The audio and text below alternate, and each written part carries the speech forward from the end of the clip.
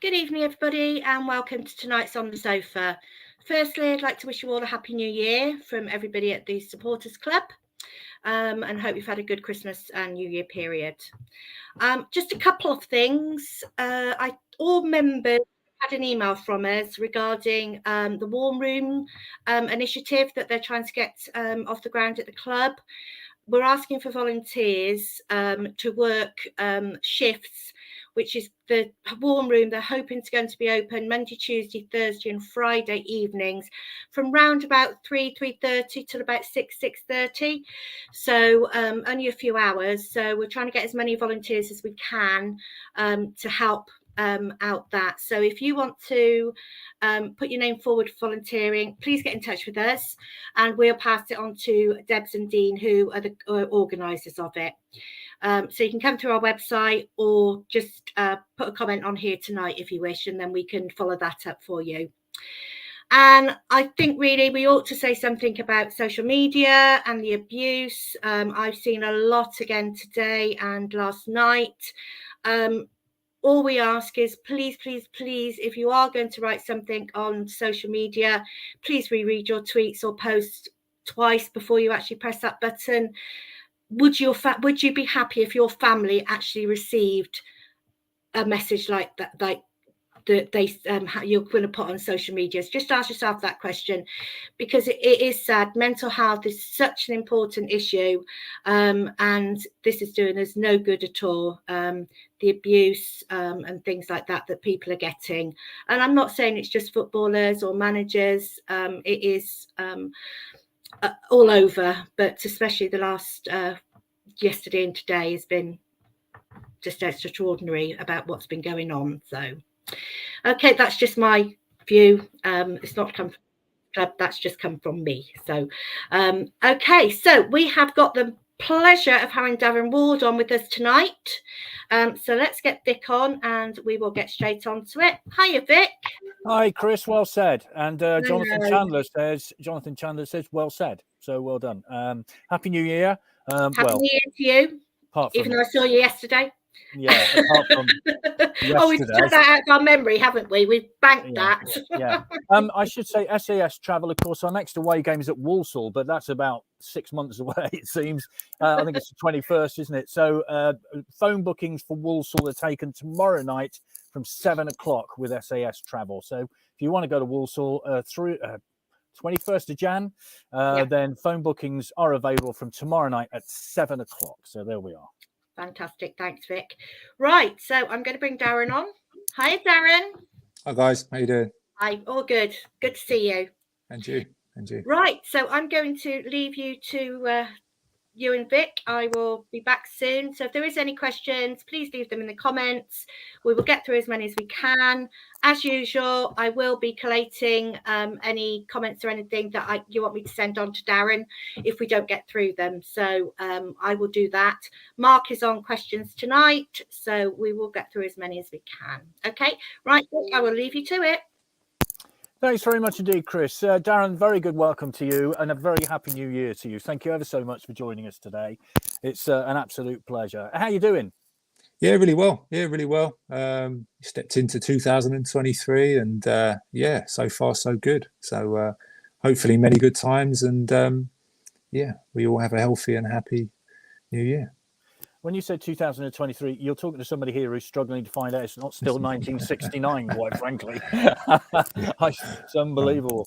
Yeah, extraordinary. So, before we get onto your brilliant career, let's talk where you're at the minute. You've got DW Soccer School there. You're well into coaching, I guess. Yeah, currently coaching. I hung up my boots probably, 3 years ago. Had a really long career. Back into my career, spent a lot of time on the road, went through all my coaching badges. So, and now we decided, because of the journey and where I'm at the minute, we decided to start a soccer school locally in Hertfordshire, so where we live, and it's just grown and grown and grown. So all good at the minute. Are you looking to get back into the pro game at all, or is coaching on your soccer schools enough for you at the minute? So, this is probably a daily question I ask myself. I hold the A license, so I'm very well equipped to step into professional football. I have had a number of opportunities over the last 5 years or so. But when it's a little bit different at times when you look at everyone's individual circumstances. So, for example, I played 628 first team games. I had a 20-year career, 22 years as a professional. I'm married with 3 children, so you have to look at things and go, right, I need to get a balance in my life. I've been very tempted to step back into the professional game, and I'm very confident there'll be a lot of opportunities, mainly at the clubs that I've played at previously. You've got to look at it in a way that, at this present time, what's right. And what's right is that we as parents and as a family, we gain a little bit of stability in our lives, which I haven't had in over 20 years. I say 22 years. I was involved in first team football, first year YTS, what it was back then, as a 16, 17-year-old. And I haven't looked back since. So I'm now 44. So I'm not saying no. I'm certainly preparing myself if I ever step back into the pro game. Again, I have a number of qualifications separate to my A license. I speak to people on a regular basis in the game. But we'll see. We'll see. Not saying no. So you might see me back at Swindon one day. But at the minute, we're going to build and kind of create a little bit of stability, which I haven't had in a very long time in my life. Well, that's important. And we were just saying about mental health, and it's a balance, and that's what you want to achieve, isn't it? Yeah. Well, you look fit enough to play, so you got your boots ready. Well, I had a workout before we had a chat, so I keep fit. I keep fit just in case someone recalls me. But yeah, it's important to keep yourself healthy. We'll talk about your diet a little later as well, because everybody asks you about your diet. I'm sure they do. Yeah, that's right. Yeah, but it's an extraordinary. It's an extraordinary part of your life, I guess, and as a professional, keeping fit as a professional. So we'll get onto that a little bit later on. Right, let's talk about your start then. You were born in Harrow, or part of Harrow, Kenton, is that right? Yeah, born in Wembley, Norfolk Hospital, but lived in Kenton, which is in around Harrow, yes. Yeah. So there we are. You get the start in life there, not too far from I was going to say the Twin Towers, but it's the Arch, of course, which you played at a couple of times. One of those was rather painful for us of a Swindon persuasion. We'll get onto that a little later. But your first club is Watford. How did that come about? So basically, one of 4 brothers, and our parents decided to get us into football early. So we joined a local football club called Parkfield FC, based in kind of Hatch End area, which is Middlesex, but on the border of Hertfordshire.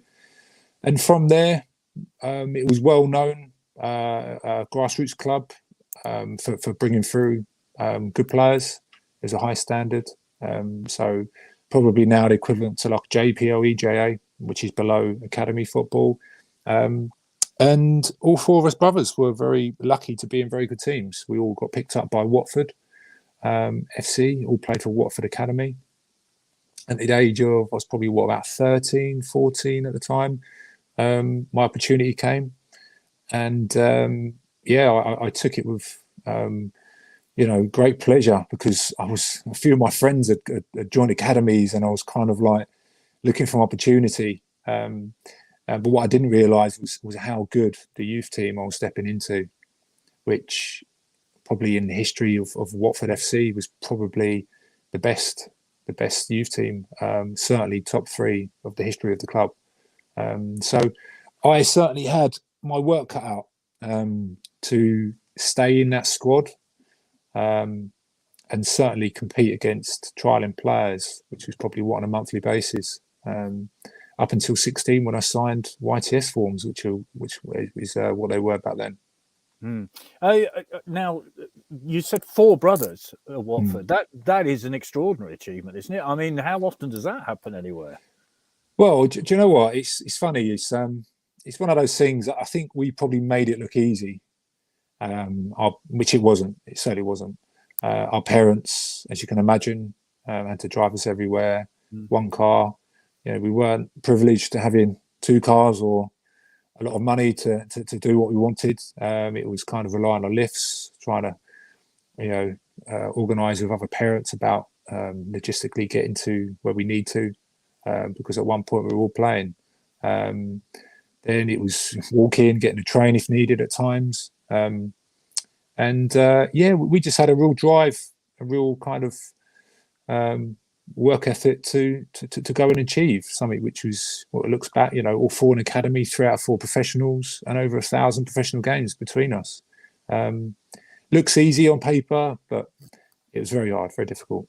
Yeah, you mentioned your parents. I mean, that they're the unsung heroes of this, aren't they, really? I mean, you must notice with the soccer school, parents are driving kids to schools and training and all this. They are the unsung heroes of football, aren't they? Absolutely. Without the parents, without mum and dad, you wouldn't be here now, and the support, you're forever in debt. And it's not until you get older and have children yourself that you realise the love that your parents have for you and how hard they work for you. So that's something which, we're very grateful for, very fortunate to have that, especially to go home to our parents who are still together now, thankfully, and enjoying life. That's very important to have that stability and that support behind you. And we see it as a soccer school where we coach over 300 children a week, and it's growing. That it doesn't happen without the parents, So we do try to make things as comfortable for them as possible. We try to supply the things that I didn't have or we didn't have when we were young, so that as children have. You create a really healthy culture within the environment that we have, which is a very healthy one. Watford, quite a few appearances. Sadly, though, I can't think you kind of experienced injury for the first time, really. A broken leg at Watford. That's the downside of football, isn't it? It depends how you look at it. It's in my situation, I was one of these up and coming, young players, and not long before that, I got picked to play for England under 20s. I was playing very well at the time. Just before I broke my leg, it's actually a rearranged game for Ronnie Rosenthal, which probably most people of our generation, we remember as a fantastic player.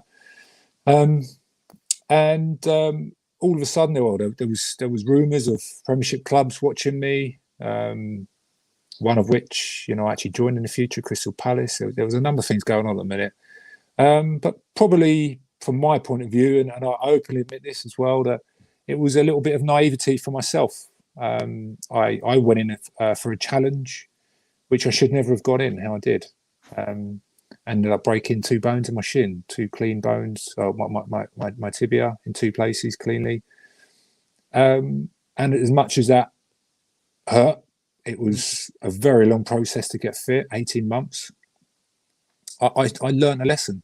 I learned a big lesson that you can't behave and play like that, because that's what's going to happen.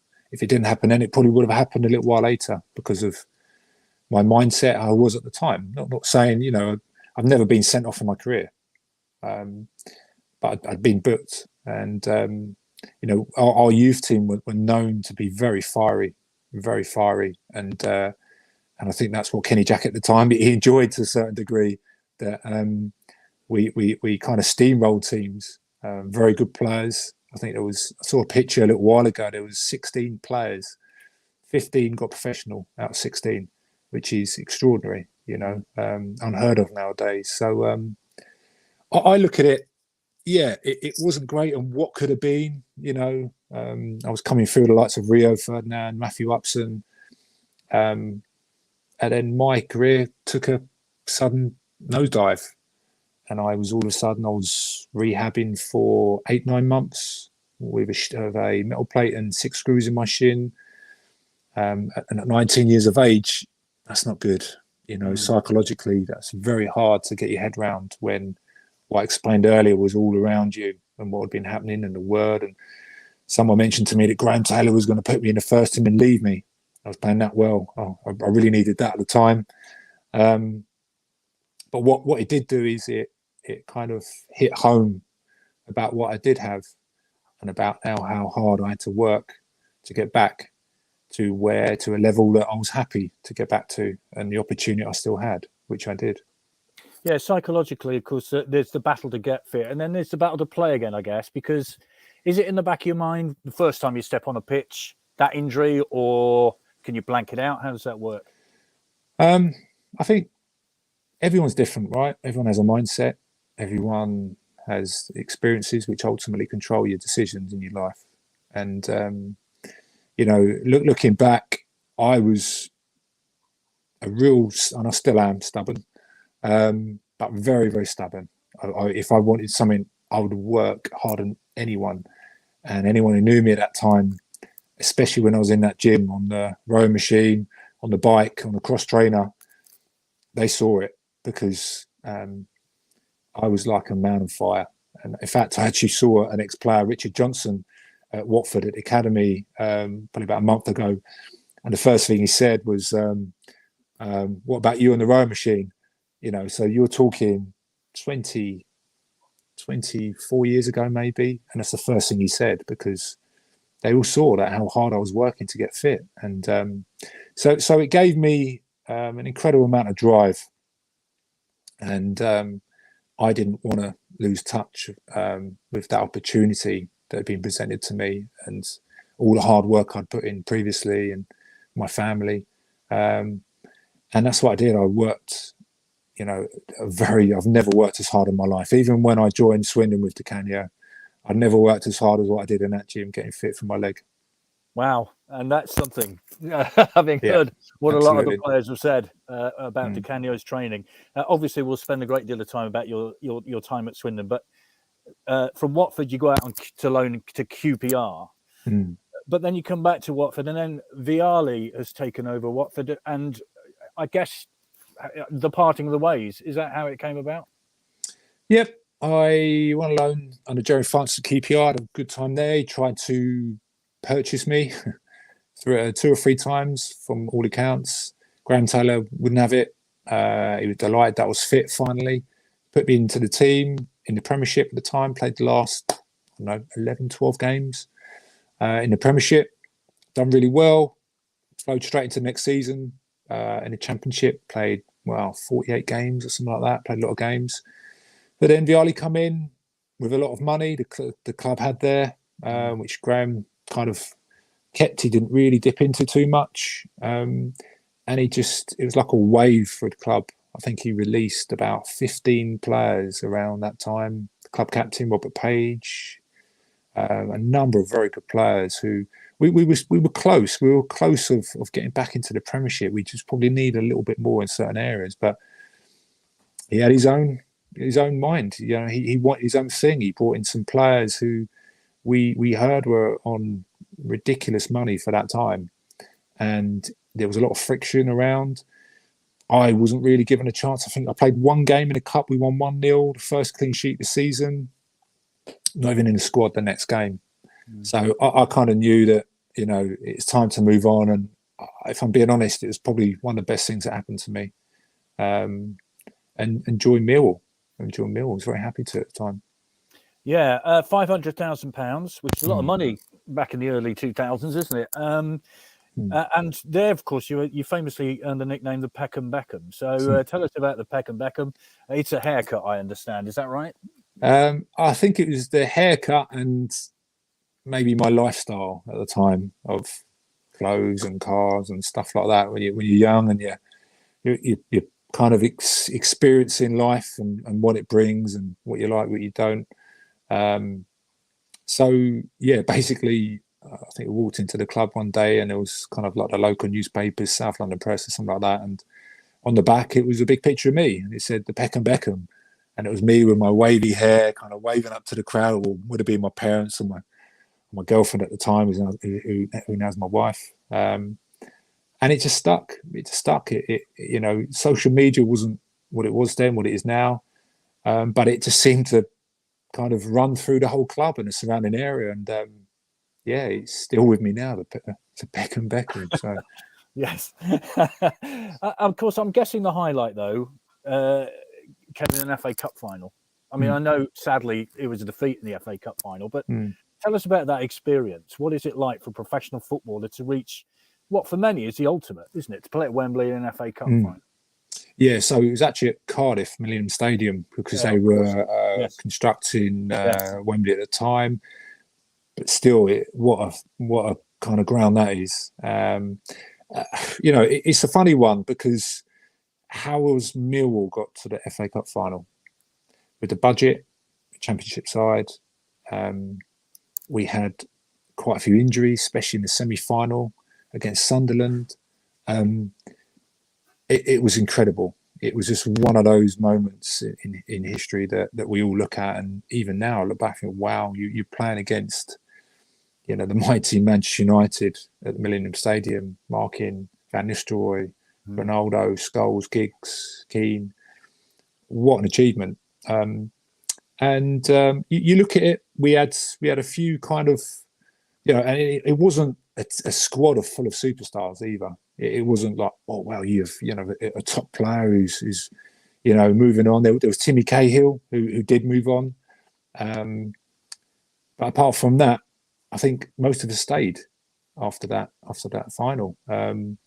It was a fantastic experience, one which we tried to take on, but things move 100 mile an hour leading up to a game like that, and it was something that none of us had ever experienced.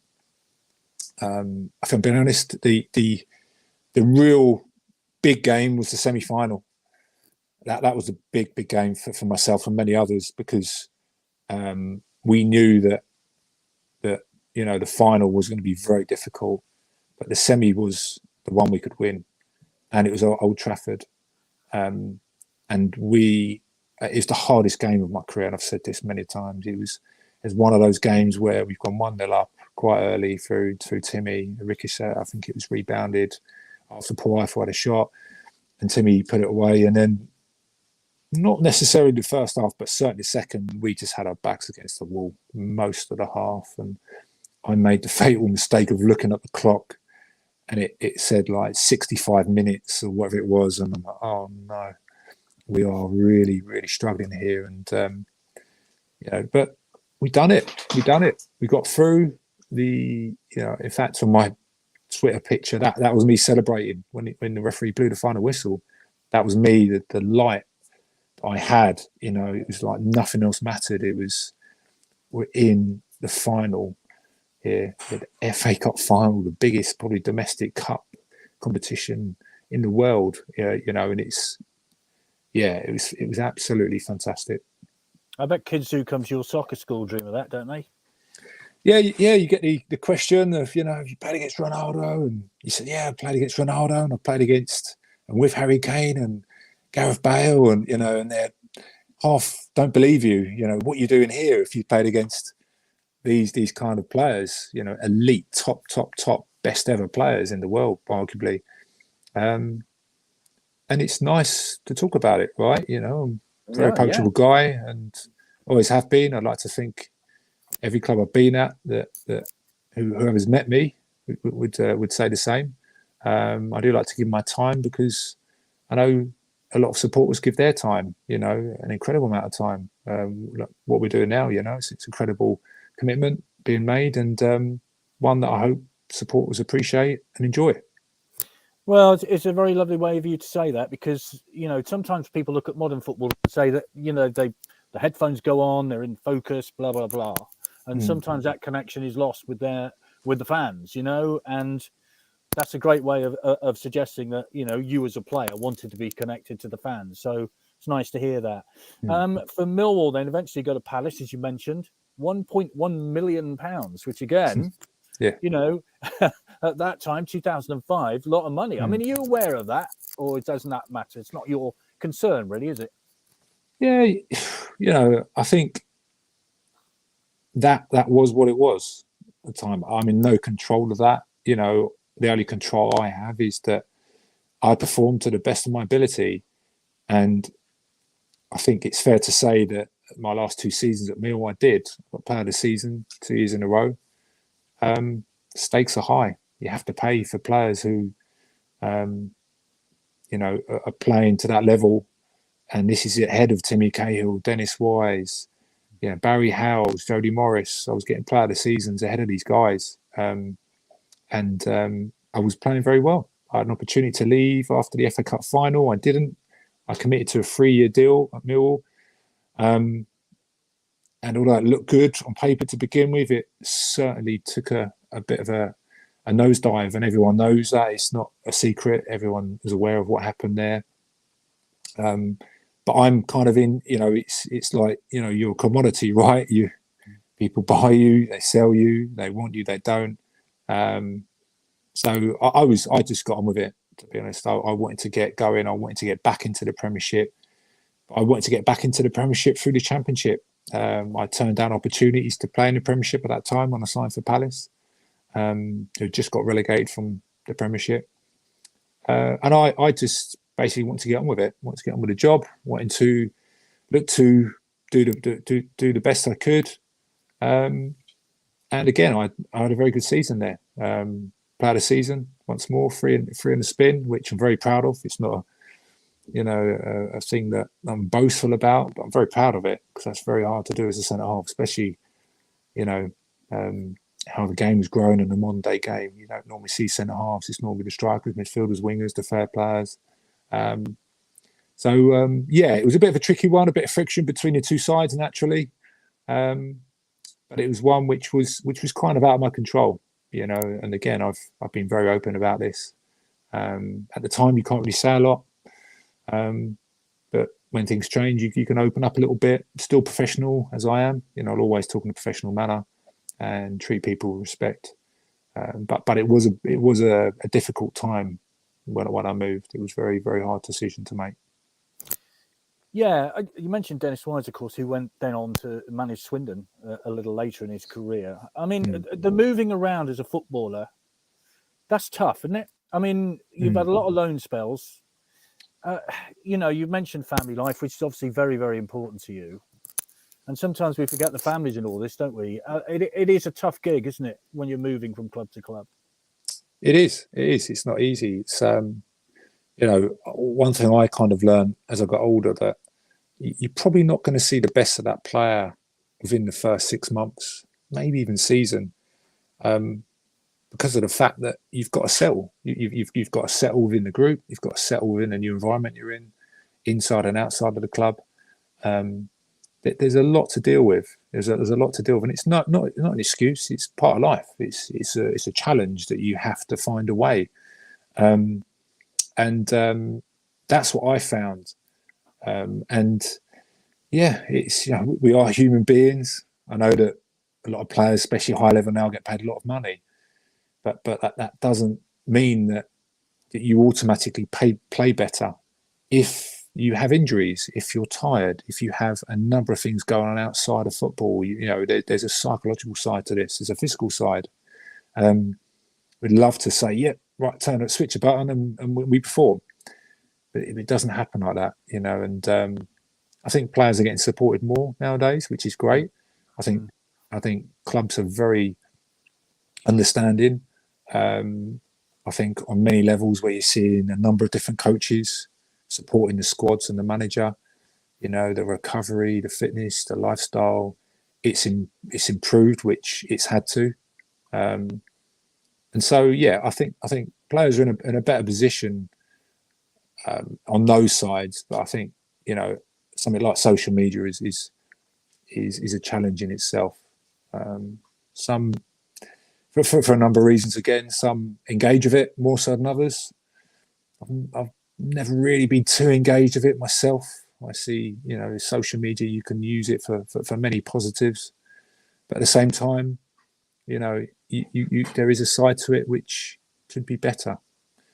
So everyone to their own, but I think players, again, it's being an ex-player and look at it from a different view now, that it is a challenge, but one which we all enjoy personally.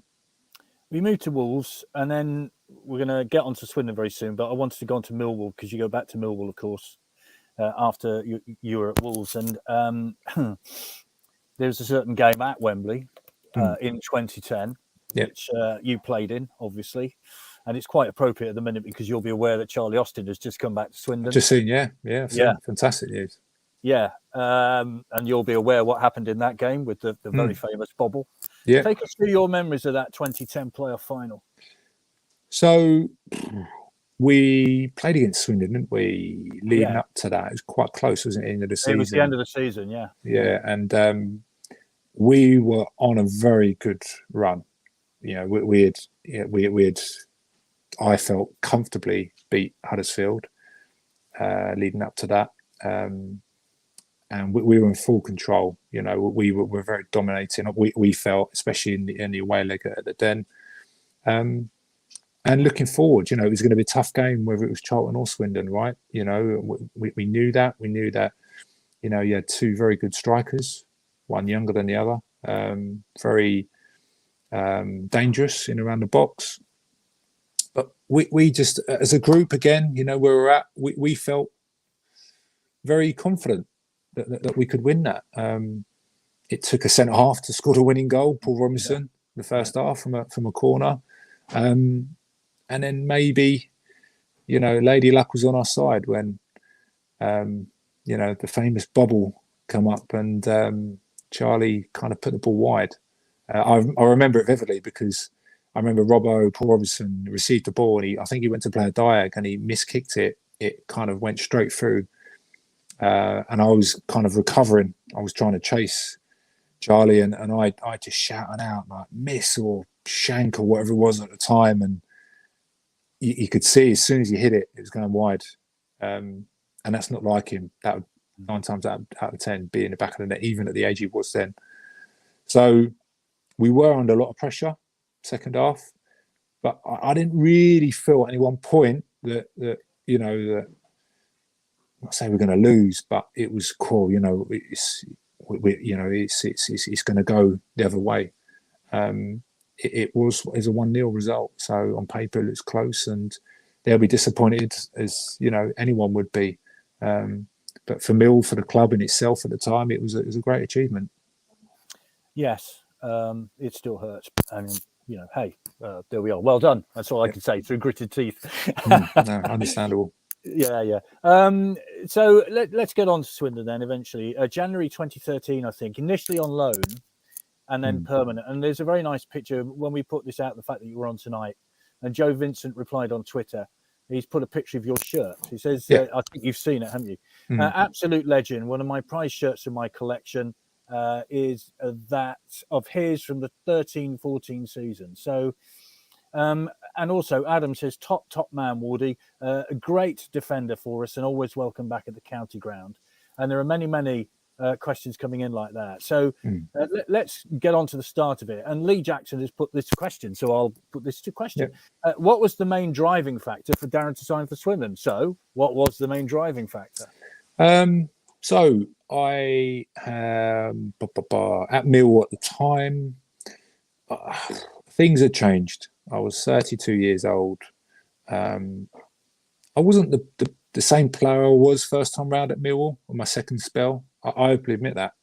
My body changed slightly, you know, in my head, still, you know, sharp as what it was, but maybe not as quick. I'd lost a yard or two in speed, and I was always very sharp over a short period of time, you know. And I think if you look at my history of games and the level I played at, I wouldn't have been able to play at that level if I didn't have that as well. So, but things had changed slightly. Kenny wanted his own thing at Millwall. You could see that it wasn't as smooth as what I would have liked. And I heard that Paolo was really interested. He'd watched me. It was his number one target. I fancied a change. I played most of my career in and around London.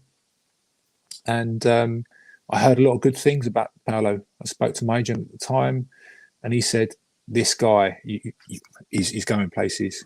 You know, Paolo's going places. So there was a few clubs interested.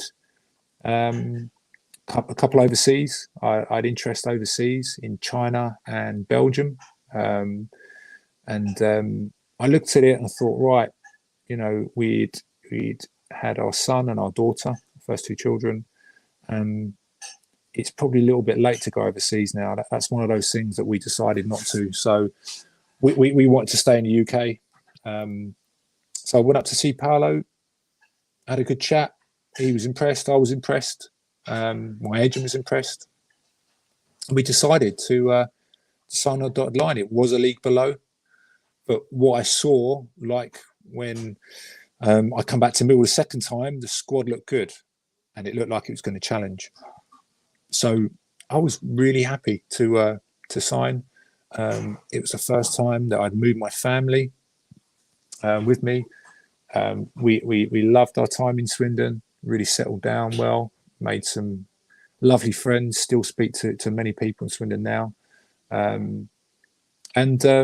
Yeah, it was an experience which I wanted to see, to what it was like to play under the Canio, and very quickly learned that it was a very different one, which for good or bad, it was an experience that I think it was good for my progression as a player at the time, and his methods were really interesting to me. Yeah, it's interesting because you mentioned earlier about the fact how you trained really hard to get back from that broken leg. Now, if you talk to anybody who played for Swindon over that Canio era, they say it's the training. They've never known anything like it. It's incredible, but it makes them better footballers. So what was it about it that was different to other clubs? It was the intensity from the manager. We all know what the Canio is like. Very emotional, very intense. Very expressive as a coach and a manager. And what you saw on the sideline was what he was like on a training field. When we had our analysis days, it never changed. It was always the same intensity. I remember once walking out on the training field, it might have been Simon Ferry. I was walking out with Simon. I was like, is he like this every day? He went, yep. I went, okay, that's fine. So I think what served me well was that I had come through the ranks with Kenny Jackett, Graham Taylor, Tom Wally. Anyone who knows those guys knows that you work hard. Ridiculously hard. Pre-seasons were monster pre-season. So I'd say that with the experience I had with my leg, like I mentioned earlier, the recovery there, with that, to go into the Canio's regime and what he felt was right, it wasn't such a shock than what it was probably for most players, and it certainly tested you. Many players come and went quite quickly there under him, because they couldn't hack it. It was too intense. The training, you're talking that you play on a Saturday, everything was he was on everything. The warm up was like a training session in itself, a real hard training session. The game was like probably the easiest part of the week. You come in, you have a warm down on the Sunday, you go for analysis, you're back in on the Monday, you're running. You're running, that iron taste in your throat running, max heart rate running. Then you're in Tuesday, you're in Wednesday, you're in Thursday and Friday. I think I probably had 2 or 3 days off when he was there. The guys said pre-season they had 1 day off.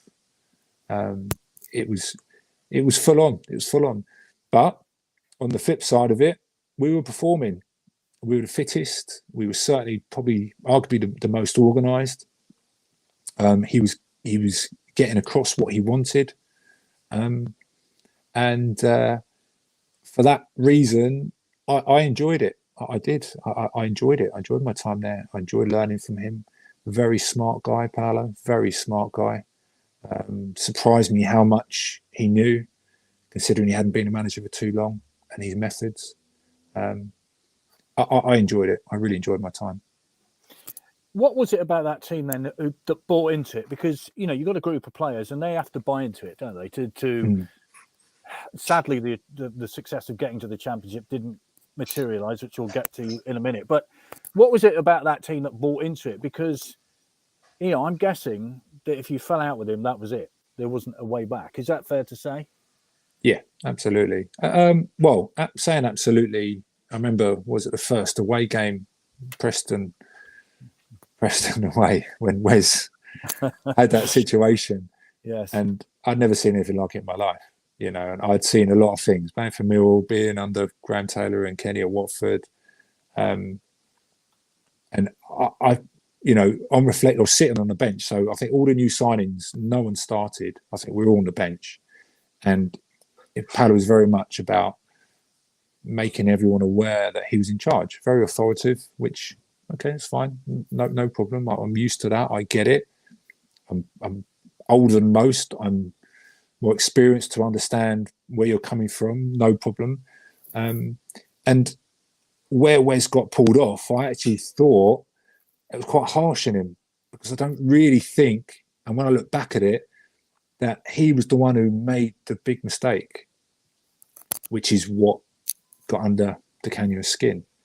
But what happened following that, it was interesting, because I'm thinking, wow, Wes is never going to play for the club again. Mm-hmm. But then we went in at half time.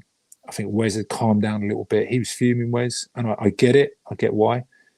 But at the same time, Wes is a very young man then. And would he have dealt with that in a different way now? Maybe, maybe not. But it was, oh, wow, this is going to kick off in the changing room. And it kind of settled down in its own way on the coach on the way home. I remember speaking to my agent. I said, I might have made a mistake here. It was one of those, what is going on? If you can't make a mistake and you're getting pulled off, and he's played every game this season, what is going to happen? So I remember the conversation. Let's see how it goes. Let's see what happens, and we'll take it from there. The famous kicking of the water bottles, which was quite a moment, I think, for many of us who were there that day. Poor Lee Bedwell, of course, came on and made his debut, and everybody forgets that, don't they? Because of the West Fodringham incident. So, 88 appearances for the town, a couple of goals as well. I mean, you've got a few goals in your career as well. You're not just a good old-fashioned stopper. You're a goal-scoring centre-half. Yeah, I think more goals later on in my career. I remember at Palace, I got 6 goals in a season and a number of assists. I hit a lot of assists, and I should have scored more. I should have scored at least 10 goals that season. At Swindon, I remember I got quite a few goals, quite an important one against Yeovil at the time. I just found myself in good positions, and I think that's certainly something which come about a bit more as I got older. I was a bit more calmer in front of goal. I think my movement, I'd learned a lot more about football, about the game. It's always nice to contribute, but better to get clean sheets. Yeah, of course. Yeah, absolutely. Anne says we went pre-season in Berdolino in Italy. The training was ruthless, but Paolo did everything the players did, and he did it in a full tracksuit. It was flipping boiling hot in July. You went to Portugal, I think, didn't you, on tour? Yeah, we went to Portugal. That was under Mark Cooper, when Lee Powell was there. That was a season after. Very different pre-season to what I heard happened under the Canio. But yeah, I heard it was a very tough pre-season. Now, you've seen some turbulent times in terms of managerial changes in your time, but I guess the one at Swindon sticks out in your mind, doesn't it? We're on the verge of challenging for promotion to the Championship. Then Di Canio decides he's going. And so, therefore, you have a game at Tranmere to play. Now, we've been asked, and they betted that I wouldn't say this because hello. Is Darren still there? Hello? Hello? Well, we've lost Darren for a minute. We'll get back to him in just a second, I'm sure. Chris will arrive back as well. All sorts of things are happening. But anyway, hello, Chris. There you go. Hello. Back again. Hello. Sorry, don't know what happened there. Just there we go. Technology, right. Back again. Lovely. Anyway, I've been called a wimp if I don't ask this question. So I'm going to ask this question, and hopefully the person who's called me a wimp will forget this and move on. Yep. Now there's a trip to Tranmere Roads, of course, after Di Canio leaves. I think he left on the Monday night, didn't he? Yeah. And you had Tranmere on the Tuesday. There's a coach trip on the way back. Now, what about the Tranmere away story when apparently, how can I put this without getting us into any legal problems, that maybe perhaps it was suggested that the team didn't do as well as they thought they might do. Have you heard any rumour about that? There was a lot going on at the time. A lot going on. I remember we travelled by coach for an away game, which we never did. There was a lot of rumours that Canio's going to come back. The assistant and the fitness guy went up with us. It was the quietest coach journey I've ever been on. It was a bit of a shell shock, to be honest. We knew that if we'd won, we'd go top. There was all sorts of rumours going on, and to be honest, I was at the time I wasn't 100% certain that he was going to leave, that Panna was going to leave. I just thought it was a bit of a blip, maybe a bit of showmanship, to regain or show his authority. I don't know. It was one of those situations which it was very sensitive, very very different. The feeling in the atmosphere was very very different at the time. But naturally, we all got on with it. I got on with it. We won the game. May not have been the best performance in the world, but we certainly won. I think overall it was a good away win, top of the league. The assistant and the fitness guy, Claudio, is it Fabio? Was it and Claudio? Fabrizio, that was it. Fabrizio, Fab, and Claudio. That they were very tight-lipped. Didn't say a lot. Whether that was because they didn't have a lot to say, whether that was because of what Canio was doing behind the scenes, we don't know. Even after the game, it wasn't a big conversation. Getting on with things, and then another long trip back to Swindon from Tranmere. And on the way, the word on the street was, we want Tommy Miller and Darren Moore to take over. And I kind of laughed it off. Come on, guys, I'm a current player. We're both playing in the team. Certainly help out, but this is a club looking to get into the Championship here, and there's a lot you have to do from experience to maintain that. So it was an interesting trip home, and I think I was on my phone probably the whole way, speaking to people. It was. There was so much going on, who knows? And unless Canio personally come up and said, that this X, Y, and Z, it was hard to believe or take anything on and process, everything that was being whispered about at the time. So, as far as you're aware, there was no hint that you shouldn't perform as well as you should do. It's that simple. Oh no, for us, if anyone said don't perform, there's no way, not a chance. Yeah, I've played against my brother 3 times before. 100%, both sides. We both know we don't talk about teams. You have to be very professional, and if anyone ever approached me about that, it'd be a very stern no. Very stern no. Fair enough. Sean says, mate of mine was in Rome last week. When a cashier asked who he supported, he got well excited. My team, my friend, PDC. Next thing, he was past a mobile phone and was chatting to him. PDC said, our club is at it in his heart. And this was at a time at Swindon, of course, when Andrew Black was sort of pulling out and all sorts of financial problems were going on. Yeah. So you're asked to be joint manager with Tommy Miller. Was this a complete shock to you? Did you think, no, I'd love to be manager? How did that all come about? Because did you need pro licenses and all that kind of thing at that time to be caretaker manager? Yeah, I think at the time, Joe, I felt very honoured that the group of players put my name forward with Tommy. I think when I come to Swindon from day one, they saw the level of professionalism that I brought to the table, my lifestyle, the fitness, the running. So when we were doing the running, I was 32, just turned 33. I was up there. Didn't complain, got on with it. A lot of players couldn't believe it. Remember I was running with Matt Ritchie once, and just running. He's like, what do you eat? You know, how's this possible? 6'4", centre half, and you're leading the pack a lot of the way. I'm a fit guy, and I take pride. I don't know how many more years I'm going to have in the game. I'm going to give everything. I had a couple of years out on my leg. I really take pride of what I do, you know, and then make the most of it. And I did in my career. So maybe that was partly why they put my name forward. They probably felt that between Tom and myself, with the experience we had playing in the Premiership and many games in the Championship, that we could help guide them. But you know, I was always looking at this as helping out.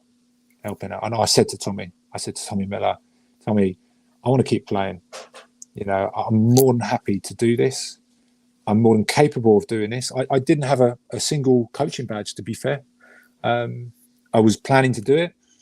I do now. You know, I have my license. Looking to do my pro license. Maybe next year, maybe this year, maybe next year. We'll see.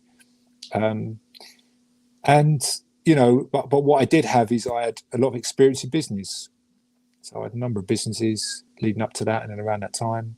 So I was very good at organising people, very good at talking. You know, making sure that things were in place for the players. Spoke to Adam McCormack, who was the captain that got stripped of his captaincy a little while ago with the Canio just before he left. Got everyone together, spoke to all the staff members at the club.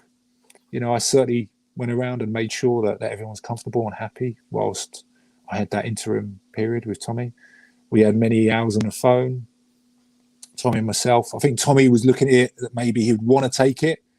And Jed McCrory at the time offered himself the job. But I said, look, I want to keep playing. But at the same time, you're in a real difficult position, because when you are interim manager, when you're with another player and you don't take the job, you know that the new guys coming in will always be looking at you and always be watching and listening.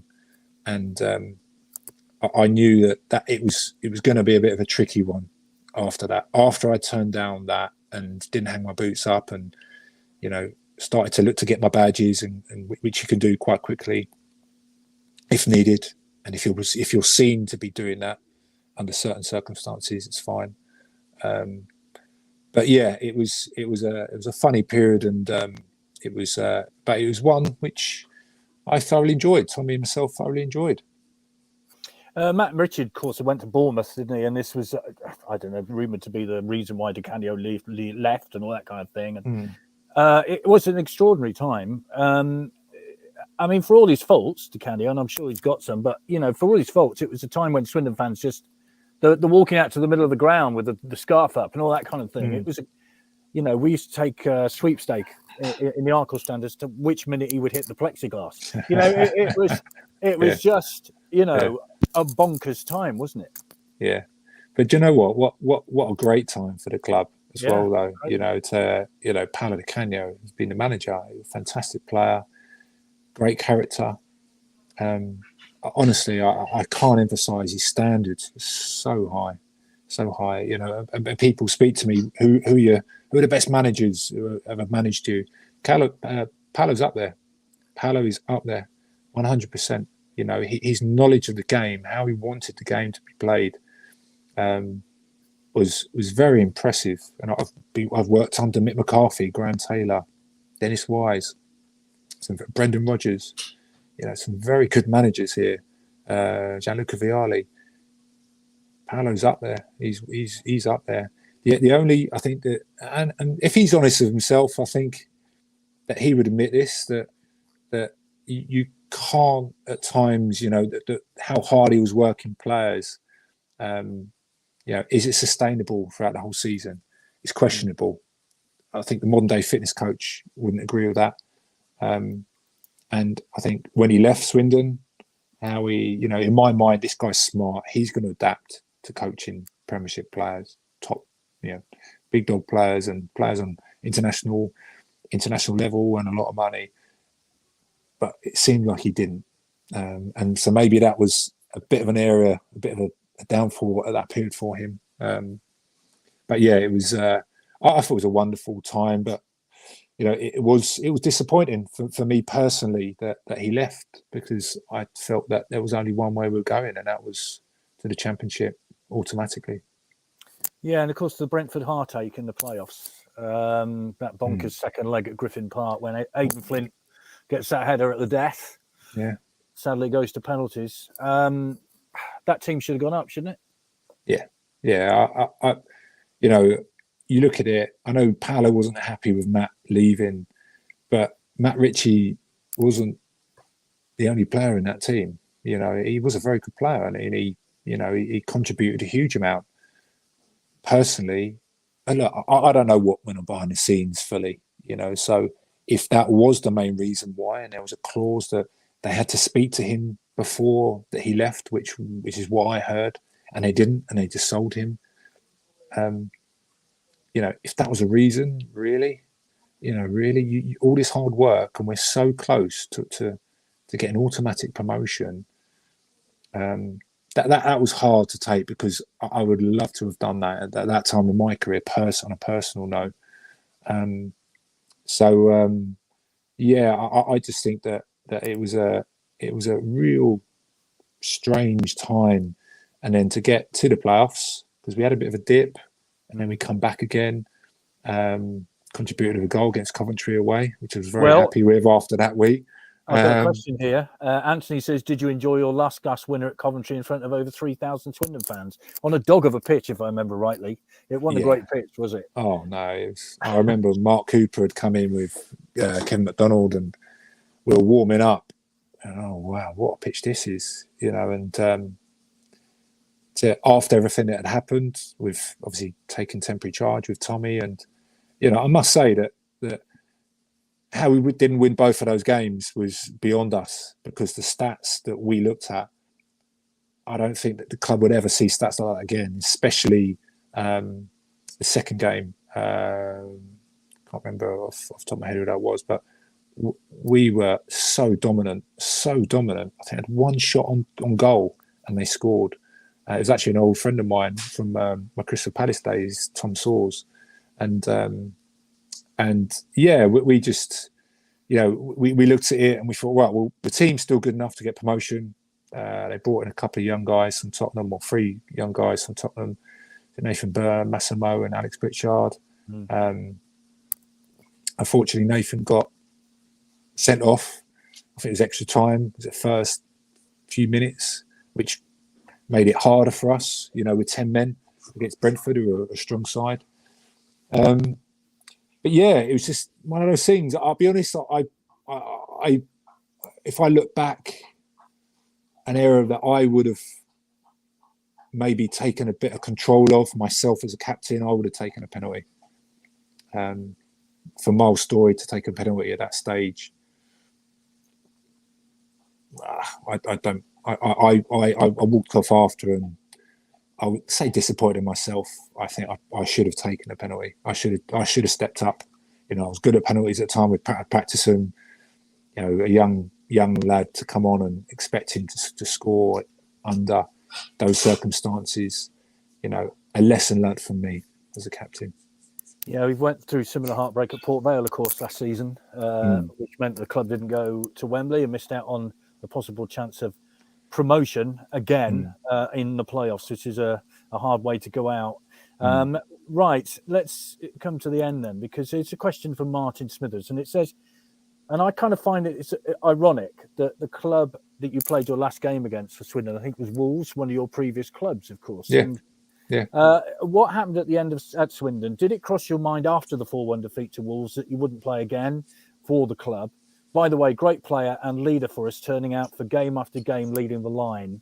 And if I remember rightly, went off at half-time at that game against Wolves. They were a top side, let's be honest. They were really up there, weren't they? Yeah, we played them at Molineux first game, and we were very dominant. I think we lost 2-1, maybe 3-2, maybe.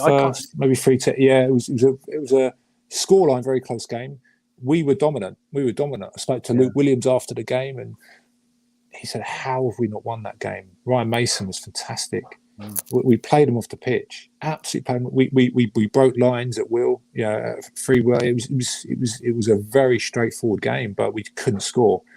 The return game, we were probably a little bit on the back foot. I played the whole game. I remember there was a situation where the ball took a bit of a skid and it went beyond me. I was then left 1v1 with a good striker at the time. He put it away. Maybe didn't look great, but I remember watching that game and I certainly didn't have a bad game myself. Very honest. But what I did see and what I did notice that things are going on behind the scene at the club, and they were looking to bring new players in.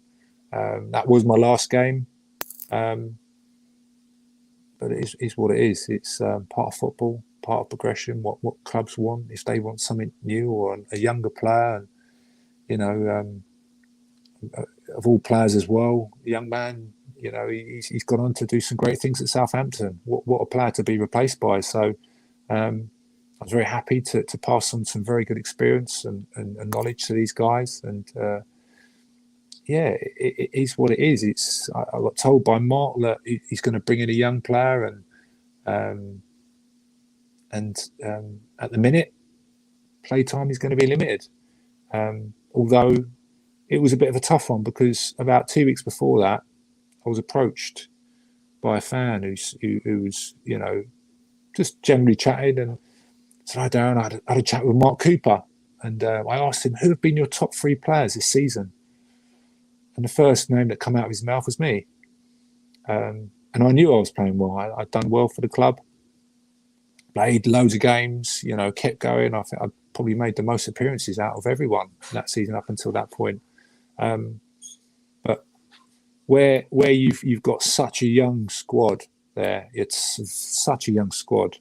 And there was, you're looking around for a bit of experience to lean onto and talk to yourself at times. There wasn't a lot. I think the oldest one was probably Andy Williams, maybe, Ryan Harley.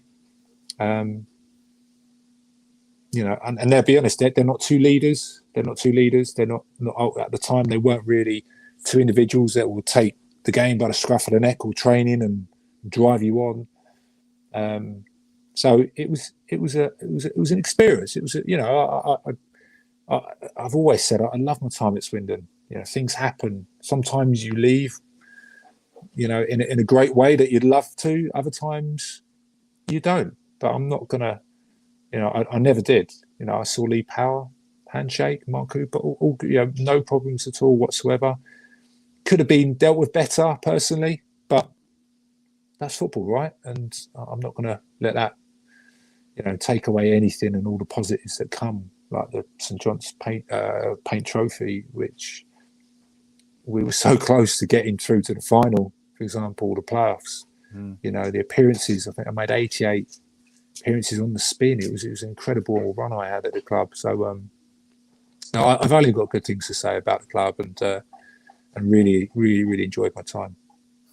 Yeah, you went to Crawley, of course, and they're not having a happy time of it, are they? You must be following that with interest.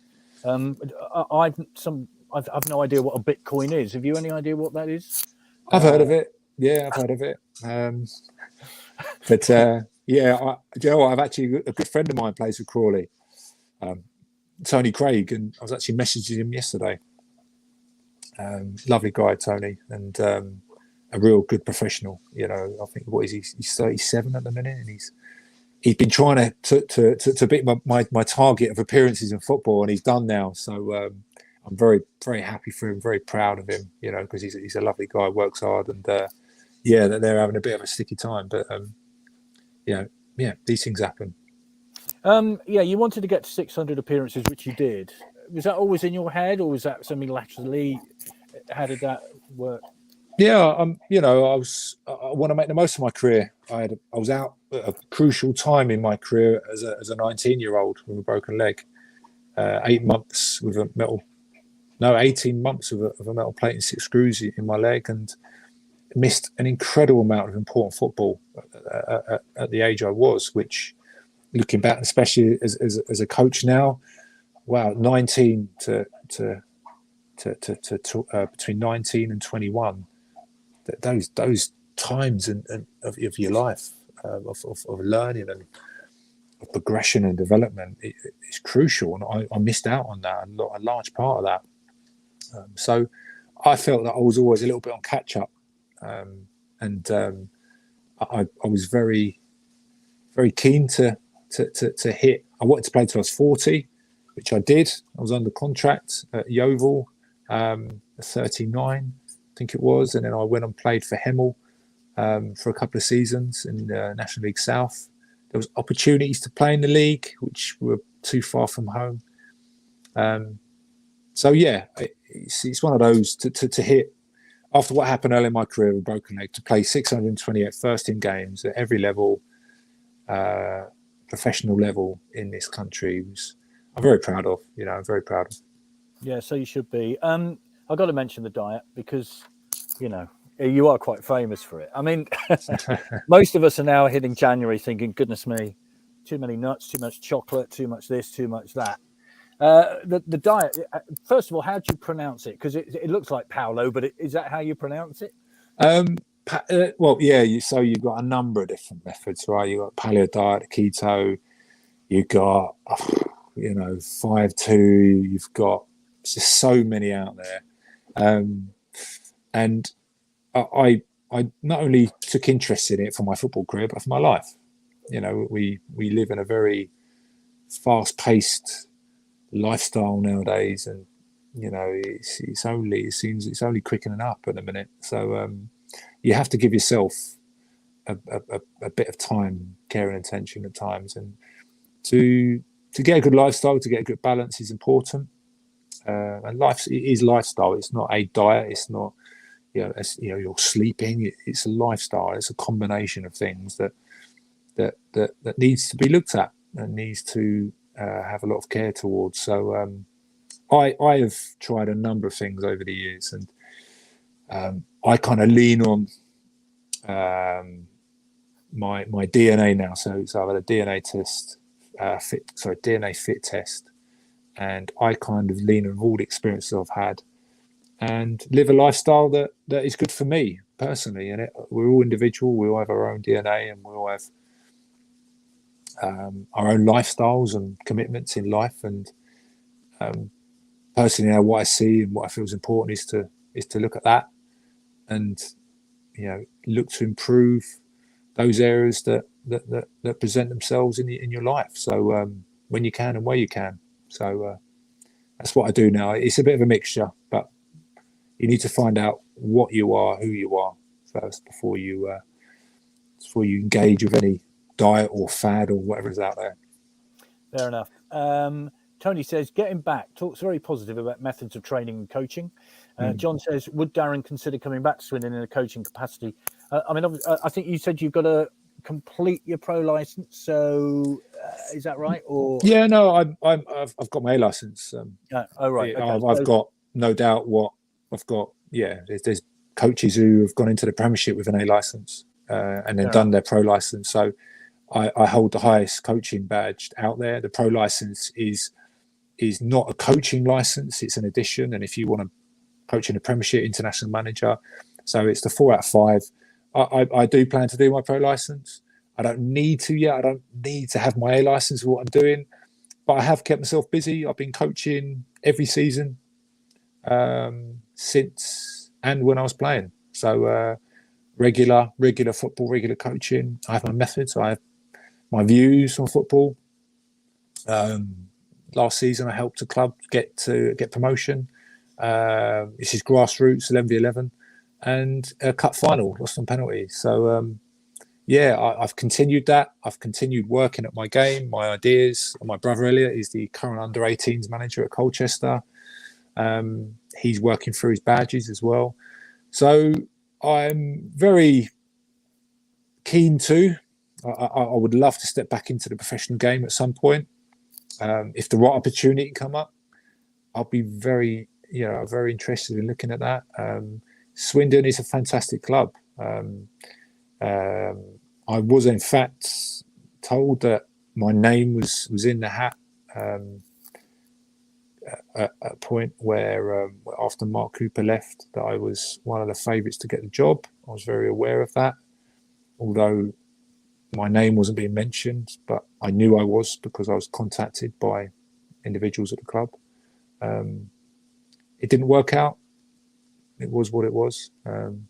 But I'd certainly be interested. It seems like Scott's doing a great job at the club. Hopefully everyone's happy with what he's doing. He was there previously under Mark Cooper as the youth team coach, and then stepped up around the playoff time. That was when I left. There seemed to be, Ben's back there, Ben Gladwin at the return. And it's Charlie Austin there now. Who knows? They're up there in the top half of the table.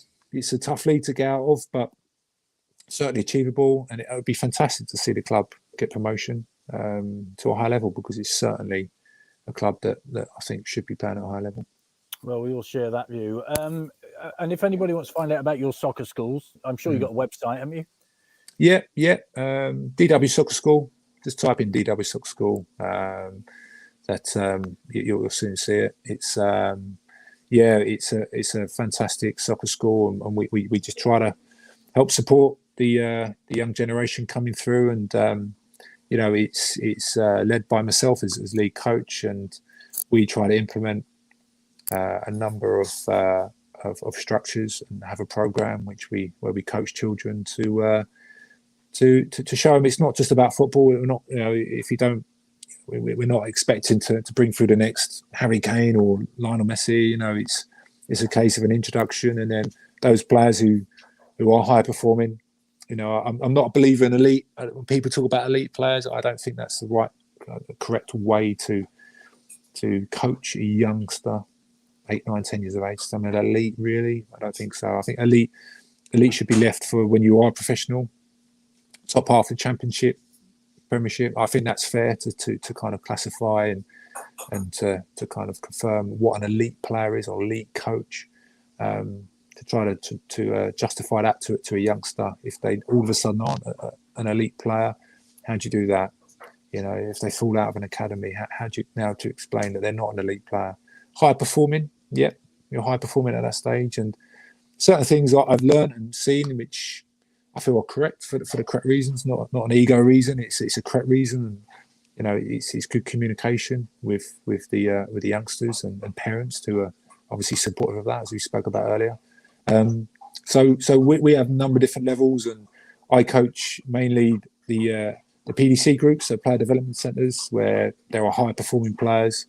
We have some interesting games, whether it's against actual academies or internal games against an age group which is higher or older than them, and it's certainly good practice for me. We have a number of coaches now. We have 12 coaches, a number of assistants, and we have a fantastic facility which we provide for the players, a brilliant environment, and we have very high standards. Although this is grassroots football, we certainly provide a platform for children to and parents to see that there's more to football than just turning up and go and play, go and have a game. It's I think you can enjoy football by having structure. You can have fun by having a program, and one which, as far as we're aware, how quickly we're growing, that they do have that. They have that fun,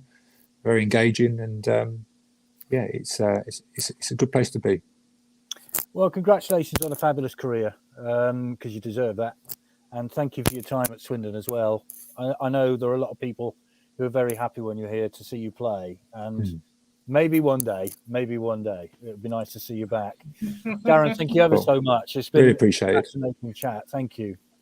Absolutely. Thanks for giving us your time as well. It's always good to chat. When I can, I'll always give my time, and if I can help and give anything back, and it is truly my pleasure. So keep the good work up. Keep supporting the club as you do, because one thing I always say when I come away from Swindon, it is a brilliant club. It's a fantastic. It's like a sleeping giant to me, and that was one thing I saw. It would be really good to see Swindon, start to move up those leagues and challenge in a place that they should be. So and it's always brilliant support at Swindon. So I had a fantastic time. I really, really did. Not only myself, my family.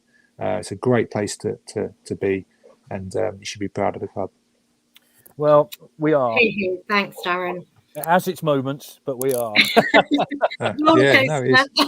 Yeah, no, it is. It is. It's but that's what you sign up for, isn't it? You sign up for that when you become a fan of a club. So absolutely, it's and players they might not show it at times, but players do appreciate it. That they do. It's hard to, as a player, there is so much going on at times, and but from what I've seen, they do appreciate the fans. It does get frustrating at times. We know it, and we know the fans are frustrated at times, and if the fans are frustrated, it normally means the players are frustrated, and the coaches. So it's but I think there's a lot more kind of routes and communication levels now that players can kind of engage with fans, and likewise, like we were doing now on ex-players. That exactly. I think as long as it's used in the right way, like you mentioned earlier, it's important as well.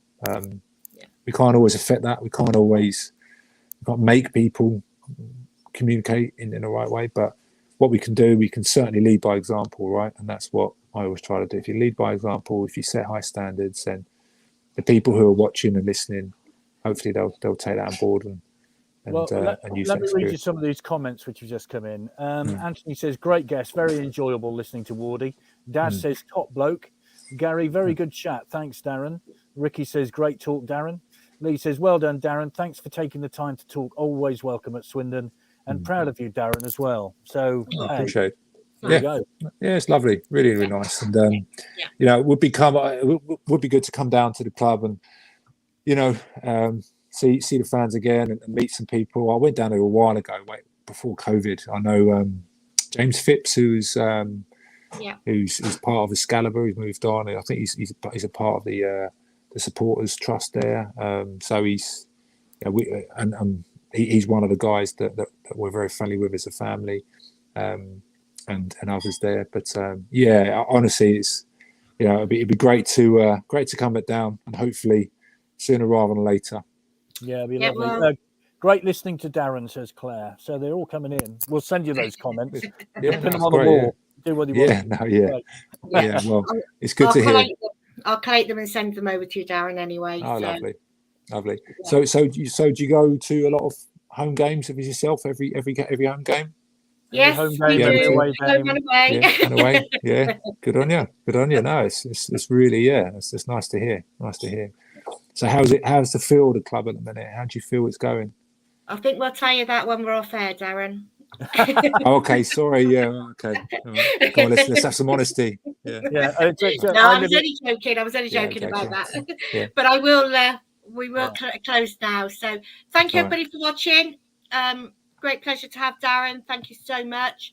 We will be back next Monday. I won't say what we're doing next Monday yet because it's just we're just confirming things, but we will be back next Monday at 7. Okay, so thanks so much for watching, and we'll see you later.